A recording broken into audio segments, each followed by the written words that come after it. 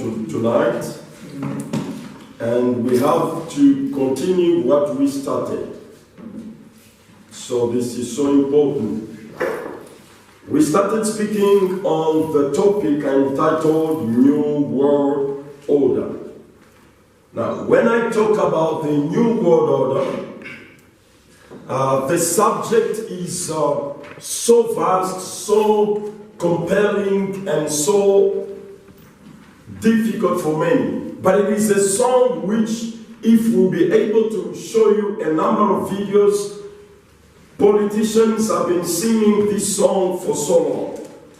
And basically, we try to look at few things, and which, personally, before I go any further, as we have to continue, I would like to read the book of Ecclesiastes chapter 1 and verse 9 up to 10.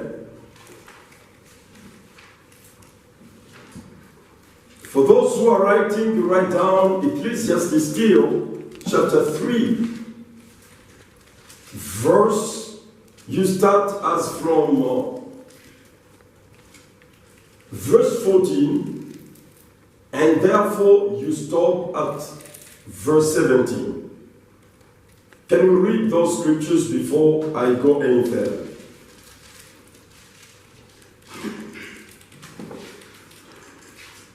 Ecclesiastes chapter 1, from verse 9 to 10, the Bible reads, "What has happened before will happen again. What has been done before will be done again. There is nothing new in the whole world."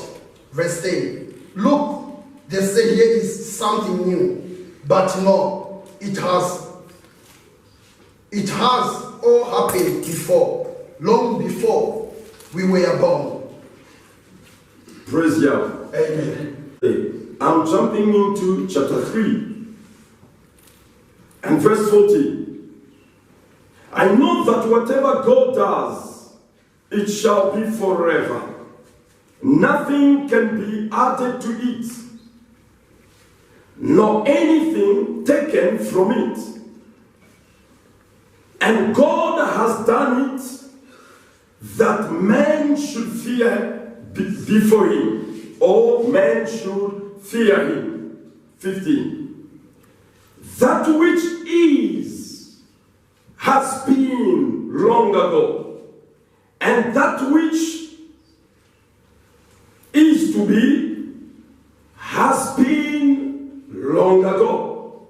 And God seeks again that which is passed away."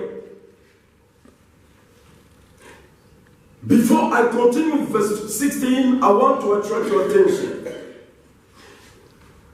The preacher is saying that whatever God is doing, or whatever God does, it's done forever. Amen. On this point, I want to open a bracket and close it, that whatever men do, it cannot stand forever. Amen. Man can build, it can be destroyed. Men can come up with an idea, they can do something, thinking that it will be forever, but it will never be forever. But it's only what God does. The devil may do some things, because the devil is not eternal, and therefore whatever he does, his kingdom will never be eternal as well. Amen. That is a powerful statement. And whatever the governments of the world may do, it will never stand forever, because every government is called to come and go. I'm coming. The next verse, verse 15, is saying that whatever is, you see, this is the Ecclesiastes, or the preacher, because that's the meaning of the word Ecclesiastes anyway. So the preacher is saying, demonstrating the wisdom of God, saying that God, what he does, stands forever. Therefore, he is bringing something that has been. If something is, that thing has been long ago. And whatever is going to be, it has been there as well already in the past. So God is very wise. You see, today technology is blowing the mind of people and making some mad. But did you know, in prehistory, before the flood of Noah, that technology was far beyond advanced than today. And I mean far beyond. Anyway, let me keep some stuff for the right time. But now, what I'm saying is, you shouldn't be surprised by anything that happens on earth thinking that it is brand new. Everything on earth is old. It is just going, after some generation, it comes back. So now, here is showing that God, I don't know if you noticed the last sentence, God seeks again that which is passed away. What is your version saying?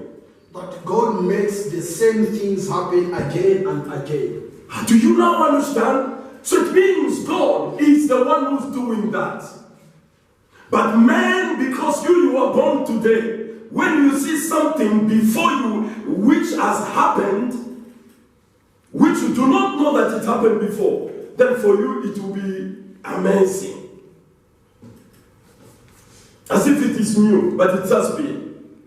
Oh, so that's why if the world could have known that it is God who is in full control of the human history, of everything that is going on the planet Earth. The Bible says God does everything for people, for humankind to fear Him. Unfortunately, to the world today, the world, not just today, even in the past anyway, the world has been ignorant of its own maker, the creator, and even the one who sustains it. Beloved, this God is doing it for everyone to fear Him. Watch this. Moreover, I saw under the sun, in the place of justice, that wickedness was there, and in the place of righteousness, that wickedness was there. I say in my heart, God will judge the righteous and the wicked, for there is a time there for every purpose and for every work. In another version it says, because there is a time set for everything and for every work. So what is it saying? This man, the preacher, is saying that because God, in His wisdom, He did all these things, He has created everything for people to fear Him. But now He is shocked. He found on earth that in the place where righteousness should be, He finds wickedness, and the place where justice should be, He finds still wickedness, or in other versions says iniquity or lawlessness. Now the place where justice should be, it is a place where the law must be applied. But did you know, in this world, the lawmakers are the first ones, the lawbreakers. Now I've got to repeat that one. The lawmakers are the first who are the law breakers. Now, I want to find out, in this world, the French Revolution comes, they come up with the age of reason. I'll come on that later on. But then, they bring forth the human right. But today, the same people who are highly exalted, who are supposed to keep or protect that human right, are the same people who are violating it, creating wars around the world, creating viruses here and there, doing terrible things.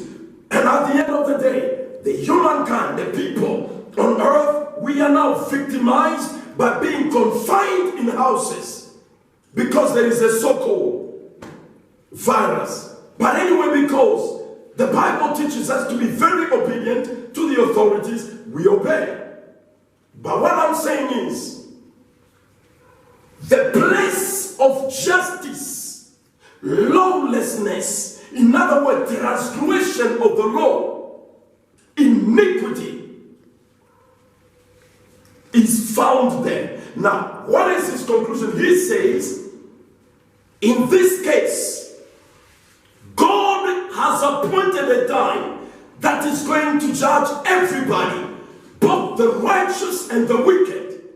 Today you go even in churches, the place where righteousness should be, you find wickedness right in the church, right on the pulpit. In the lives of those who are supposed to be righteous and to speak righteousness. Too bad. But God is going to judge every single one of us. Every human being. The Bible says he shall appear before the judgment seat of the Lord. So there is a judgment seat of the Lord that is awaiting for every human being. Whether poor or rich, big or small, great or it doesn't matter the person who he is or what he has. God is not a respecter of a person. I like that because God is a respecter of nobody. He is a righteous God. Praise be to Yahweh. That's good. So I think I want us to now go. I wanted to establish one more time the fact of saying that there is nothing new. Coming back to our topic of the New World Order, which is called new. It is just going to happen now. Did you know I went through history? From 1912 in 2020.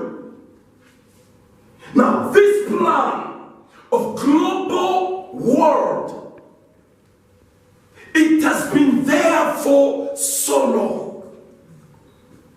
I mean for so long. So this is just in this generation where we are talking about since 1912. I went through the history. It is shocking. And I mean very shocking. Because I don't have time. I can give you that history for 2-3 hours to read one quote after another. But before this existed, great kings have been looking for dominating the world. Now, when we talk about people like the Nebuchadnezzar, the kingdom of Babylon over here, was he not the ruler of the whole world? Oh, yes. Now, when these ones came, the Middle Persia, didn't they rule the whole world? Yes. And so from the Grecian Empire, the Roman Empire, until the Holy Roman Empire, which is going to usher now the EU into this final unity and bringing the new world order. Now, we were reading the book of Genesis last time, and there are a few things that I would like to add on. Let's go back, and I want to show you a couple of things. Chapter 11, verse 1 says, the whole world was of one language and one speech. Someone say one. Wow. Now, do you see the problem? That's where the whole thing begins. Now, when you talk about unity, but the first and powerful king after the flood, which is Nimrod, we saw it already. So, this man, he led the whole world to perfect unity. To bring up a government which never existed. And this is how the devil wanted to shape the world. He wanted to shape the world in the so-called oneness. Now, can I tell you that the devil also is united somewhere? Many people, they claim that the devil is divided, that God is united. You shouldn't be mistaken. The devil is also united to some extent. Look how Jesus himself put it. Matthew chapter 12, from verse 25. Verse 25. And Jesus knew their thoughts, and said unto them, every kingdom divided against itself is brought to dissolution, and every city or house divided against itself shall not stand. 26. And if Satan cast out Satan, he is divided against himself. How shall then his kingdom stand? That's it. If a kingdom is divided against itself, how can it stand? If then the devil was divided, Jesus said his kingdom could not stand. It could have collapsed a long time. You know, the devil is cunning, yes. He knows he can trick things, yes. But at the same time, he's very united in order for his purpose and his kingdom to continue, to move forward until the end. That's why, because the devil, you remember when Jesus apprehended some evil spirit into some demon-possessed, you know, the legion people. You remember those guys who were possessed by the spirits of legions? Amen. In one of those guys, the demon said to him, did you come to destroy us before time? Other version says, did you come to torment us before time? In other words, the demons, they know that they have to be judged. That's why in the book of Revelation 12, the Bible says, the devil was heard on earth, knowing that he has only a short time. So the devil knows that he has a short time. Now he has to maximize that short time, that he is not going in fire alone. He has to go with as much people as possible. So his kingdom is also influencing and giving power, authority to his own leaders who are going to take us to the new world order. So, but the only thing I insist is, it is an old order, because the devil, he did it first with the Nephilims, when, you remember, the giant guys who were on earth. I spoke to you already about them. The Genesis 6. Now, the devil did it with them during their time. They were worshipping them, and they were, you know, they were able to do anything. So God wiped out the whole generation and everything. And at the end of the day, in the days of Nimrod, the devil came again with the same mind to come and bring the same so-called new world order. So this man is literally saying, we build. Now for him to be able to build his kingdom, the Bible says the whole world was having one language and one speech. In Freemasonry, it is believed that God confused the Tower of Babel people or builders because they were speaking with words. They believe that now, since they have changed the system, the method, they are now speaking with signs and symbols. So they do not speak again with words. So now they claim that in that case, it means God will never understand. He will never manage to confuse us as he did. But now you are lying to yourself, because what happened, there's nothing new. The same thing that happened, it will happen again. Amen. So that's exactly what it is. So the oneness, that's what they want to bring. Hear me carefully. One world government is all about one political leader, one big king over the whole world, who is going to have, of course, as we read in the book of Revelation, you have 10 more kings under him, which are symbolized of the 10 horns and 10 crowns, who are the kings who are going to be with him, and also which symbolize the 10 toes of the image of Daniel 2. Now, oneness, that's what they are trying to build for all this time. They want by all means to become one. They build a city for themselves for their own honor or glory, and they do not want to submit to God to be scattered around the world. But watch this. I'm going to check with you something in the book of Daniel chapter 4, verse 27 up to 34. The Bible reads, "Therefore, O king, let my advice be acceptable to you. Break off your sins by being righteous, and your iniquities by showing mercy to the poor. Perhaps there may be a lengthening of your prosperity." Verse 28. All this came upon King Nebuchadnezzar. 29.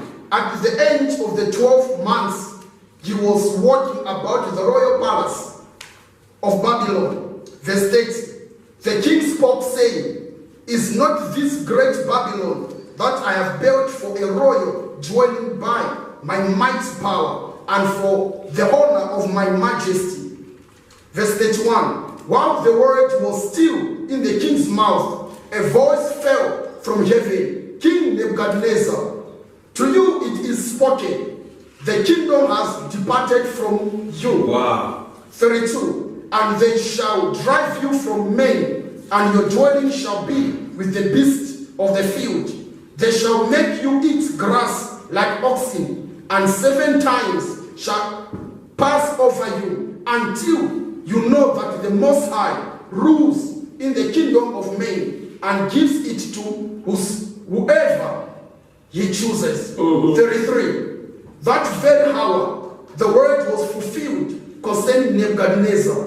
He was driven from men and ate grass like oxen. His body was wet with the dew of the heaven, till his hair had grown like eagle's feathers, and his nails like the bird's claws.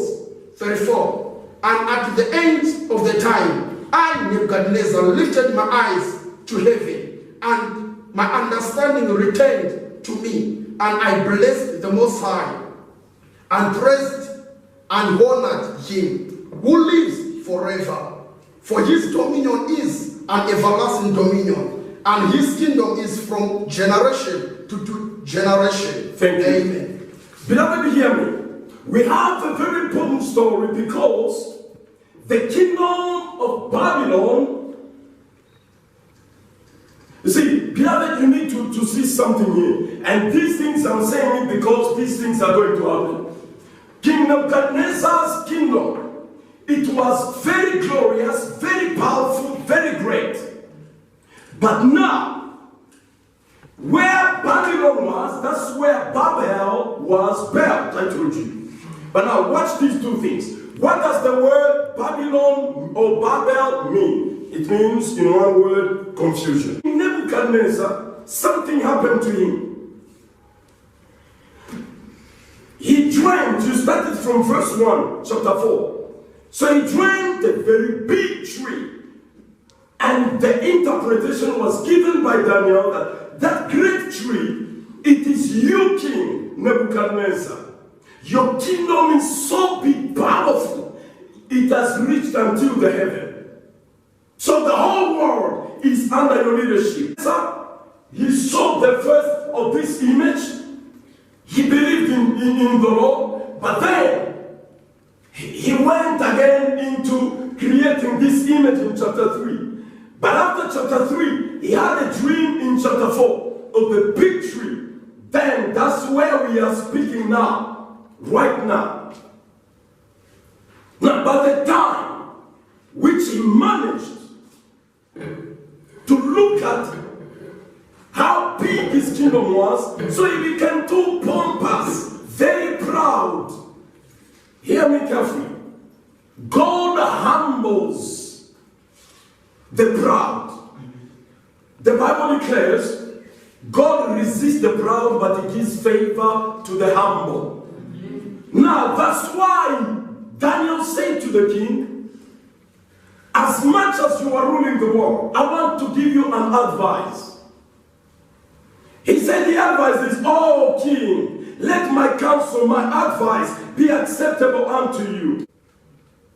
Just as in churches, there's also some categories of members who come, they don't want you to rebuke them. They want you to tell them you are blessed even when they are sinning. You shouldn't rebuke them. But beloved, we have to be a different kind of people. Amen. Different kind of believers. Amen. Now he said to him, please, break your iniquity, break your sins, and practice righteousness. Let your iniquity be totally removed, and now show mercy to the poor. The word of God says, you must show mercy to the poor. You see, in fact, the Bible says, he who helps or gives the poor, he lends to God. But now the devil has filled the heart of certain people. But now the advice continues. And the man of God says to him, by you doing this, maybe God is going to lengthen your kingdom, your rulership. If you want to rule, now that's what I'm speaking to all the rulers on this earth, that if you want to rule on this earth, you should break iniquity from your life. You should remove sinful life. You should have mercy to the poor. And now the Bible says in verse 29 that at the end of 12 months, now can you imagine that the advice which Daniel gave to the king kept it only for how long? For about a year, 11 months or so. By the end of 12 months after they have spoken, now when he was reaching 1 year, now the Bible says, one day the king was walking, in the palace. It was up there. So he was walking in his palace and looking at the whole kingdom and looking at Babylon. He saw the gold, he saw how, you see, Babylon was not a small city. Big, great, powerful, and also beautiful. Can you imagine that in the wilderness, they make the garden, they divert the river to enter through the walls inside of the city to irrigate, the whole place where they are cultivating. It was so beautiful. You have no idea. You never seen such a place like that one. Now as he was walking, now the Bible says, he opened his mouth and he spoke. Do you remember that the Antichrist will be given also a mouth to speak pompous words? I'm going to show you just in a moment, in chapter 13 of Revelation. Now, as he was speaking, he said, is it not this great Babylon that I have built? That who has built? Yeah. So he's saying that he has built the great Babylon. Oh, so the word great Babylon, as I spoke to you later, some time back about this woman. She's called the mystery great Babylon. On the forehead, it's written, the mystery great Babylon. But now great Babylon, it was mentioned for the first time in chapter 4 of the book of Daniel. So King Nebuchadnezzar said, Is it not this great Babylon that I have built for the royal city? In other words, for the glory of my royalty as a king. Now, the time he was praising himself, the Bible says suddenly a voice came from heaven and said, "It is done, O king. Now, as we are speaking, your kingdom shall be taken away from you. You are going to be thrown into the bush. You eat grass like an oxen." It means like a cow. Can you imagine a king